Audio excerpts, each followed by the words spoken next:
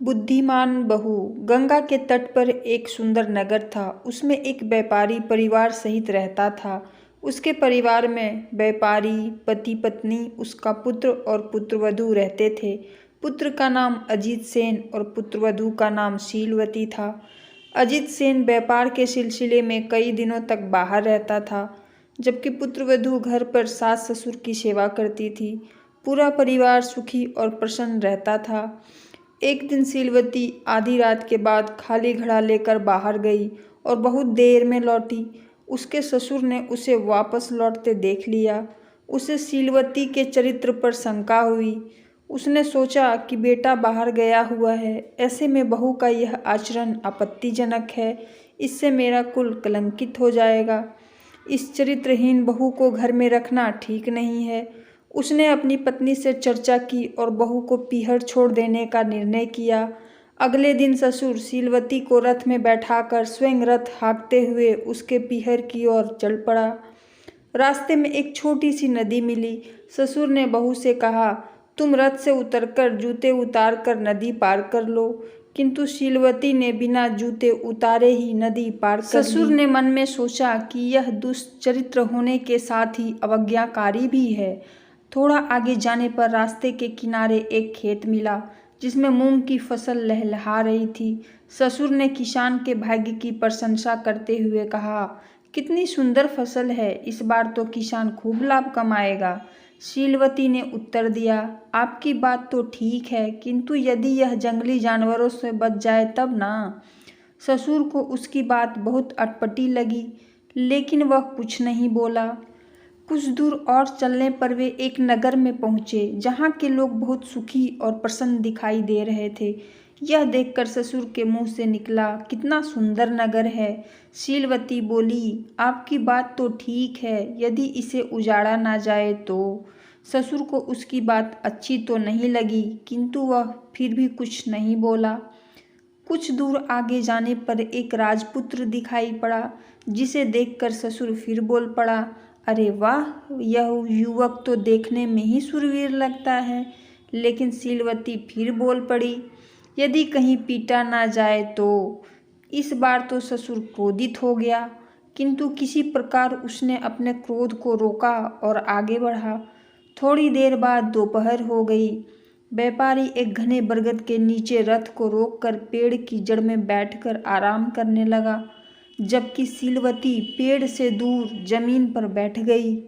यह देखकर व्यापारी ने सोचा कि यह कैसी औरत है जो उल्टे काम ही करती है। थोड़ा देर आराम करके वे फिर आगे बढ़े।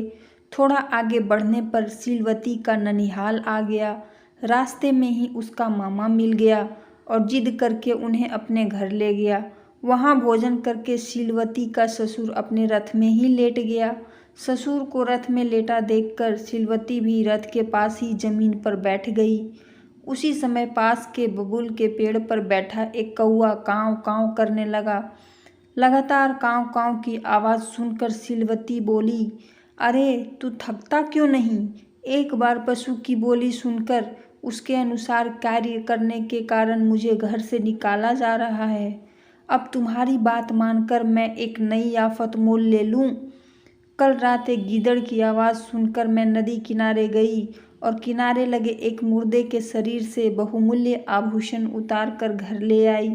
उसके कारण मेरे ससुर मुझे घर से निकाल रहे हैं। अब तू कह रहा है कि इस बबूल की जड़ में खजाना गड़ा है, तो क्या इसे निकाल कर मैं एक नई विपत्ति मोल ले लूँ? मैं पशु पक्षियों की बोली समझती हूँ, तो इसमें मेरा क्या दोष? शीलवती का ससुर उसकी बात सुनकर आश्चर्यचकित हो गया। उसने बबूल की जड़ में खुदाई करके देखा तो उसे सचमुच खजाना मिल गया। वह बहुत प्रसन्न हुआ और बहू की बड़ाई करने लगा और उसे लेकर वापस घर की ओर चल पड़ा। रास्ते में उसने पूछा कि तुम बरगद की छाया में क्यों नहीं बैठी? शीलवती ने उत्तर दिया, वृक्ष की जड़ में सर्प का भय रहता है, ऊपर से चिड़ियाँ भी बीट करती है, इसलिए वृक्ष की जड़ से दूर बैठना ही बुद्धिमानी है। ससुर उसके उत्तर से प्रसन्न हुआ। फिर उसने शूरवीर राजपुत्र के विषय में पूछा, जिसके उत्तर में शीलवती ने बताया कि वास्तविक शूर वही होता है जो प्रथम प्रहार करता है। इसी प्रकार खुशहाल नगर के बारे में उसने कहा कि जिस नगर के लोग आगंतुक अतिथियों का स्वागत नहीं करते वह वास्तव में आदर्श और खुशहाल नहीं होता है। अंत में ससुर ने जूते पहनने नदी पार करने का कारण पूछा, जिसके जवाब में शीलवती ने कहा, नदी में विषैले जीव जंतुओं का भय होता है। इसके अलावा नदी तल में कंकड़ पत्थर होते हैं, इसलिए नदी तालाब को सदैव जूते पहने ही पार करना चाहिए।